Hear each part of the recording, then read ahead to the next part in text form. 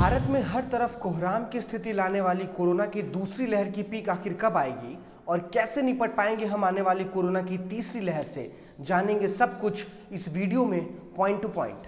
आप पब्लिक वाणी देख रहे हैं, मैं हूं आपके साथ भारत सूरज। भारत में हाहाकार मचा रहे कोरोना के दूसरे लहर के बीच अगर आप बीते 24 घंटों पर नजर डालें तो बीते 24 घंटों में पूरे देश भर में कुल 2,59,551 कोरोना के नए मरीज सामने आए हैं। वहीं 3,57,295 लोगों ने कोरोना को मात दी है। वहीं पूरे देश भर में बीते 24 घंटों में 4,209 लोगों की कोरोना की वजह से मौत हो गई है।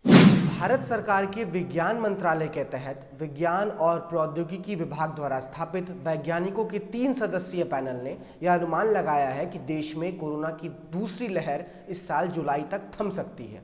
वहीं इस 3 सदस्यीय पैनल ने इस बात का भी अनुमान लगाया कि 6 से 8 महीने बाद देश में कोरोना महामारी की तीसरी लहर वापस आ सकती है।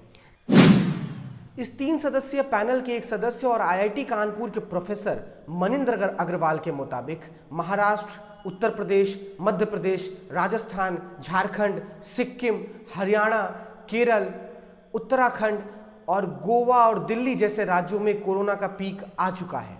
वहीं भारत के पूर्व और पूर्वोत्तर राज्यों में कोरोना का पीक आना अभी बाकी है।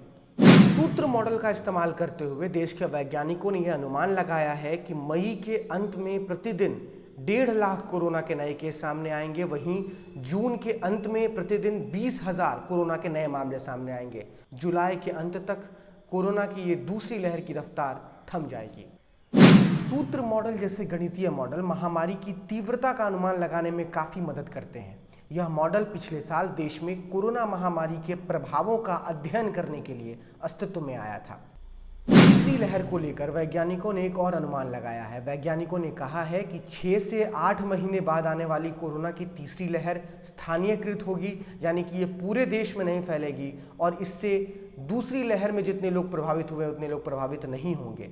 ऐसा इसलिए होगा क्योंकि तीसरी लहर के आने तक देश के ज़्यादातर आबादी को टीका लग चुका होगा।